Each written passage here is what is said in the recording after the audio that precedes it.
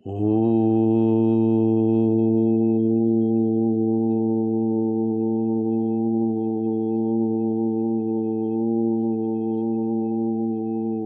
नमः शिवाय। कर्पूरगौरं करुणावतारं संसारसारं भुजगेन्द्रहारं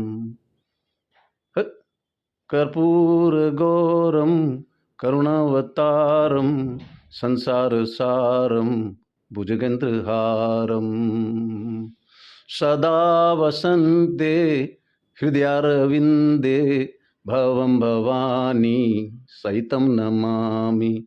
हर हर शंभु शिव महादेवा शंभु, हर हर शंभु। डम डम डम डम डम डम डम डम डम डम डम। शिव जी का डमरू वो नटराज जैसा दृश्य अद्भुत है, किसी भी संस्कृति में मिलना नहीं। राख लपेटने वाले, मृग छाल को रख धारण करने वाले, शेर की छाल को धारण करने वाले, बलिष्ठ, बहादुर, पण शांत, गरल, जहर पीने की जिसमें क्षमता है। समुद्र मंथन में यदि जहर इन्होंने नहीं पिया होता तो हो सकता है देवतुल्य लोग कभी भी समाप्त हो जाते। सबकी पीड़ा को लिया तो नीलकंठ महादेव, कंठ में आकर के नीला पड़ गया वो जहर था, तो इससे नीचे जाने नहीं दिया। क्या तपस्या थी इनकी।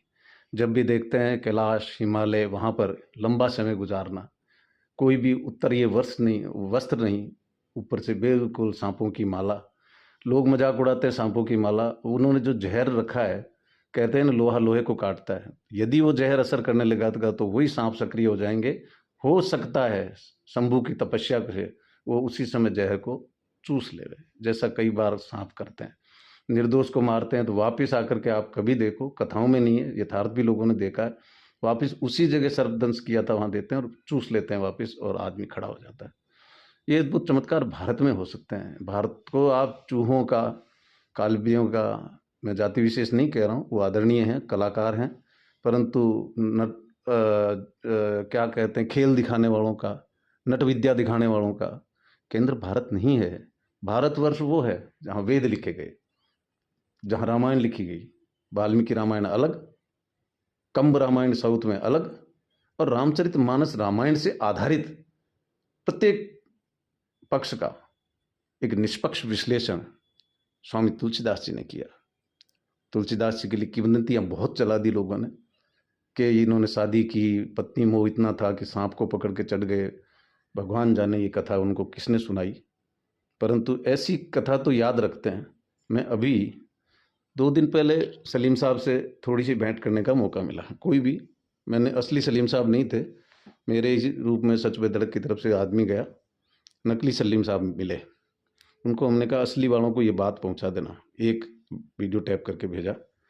उन्होंने ये कहा था कि आपके घर में यदि कलाकार बसता है तो उसको स्वतंत्र रहने दीजिए, कला का गला मत घोटिए, उसकी पर्सनैलिटी कुछ भी है। कलाकार को भगवान ऊपर से कुछ, स्वर सम्राज्ञी लता जी, कहीं दोबारा आ सकती है ऐसी कोई हस्ती? मोहम्मद रफ़ी साहब, किशोर दा, मुकेश जी, क्या अद्भुत गाते थे। उन गानों की नकल करने में अच्छे से अच्छे कलाकारों को जोर आता है, जो उन्होंने अमर कर दिए।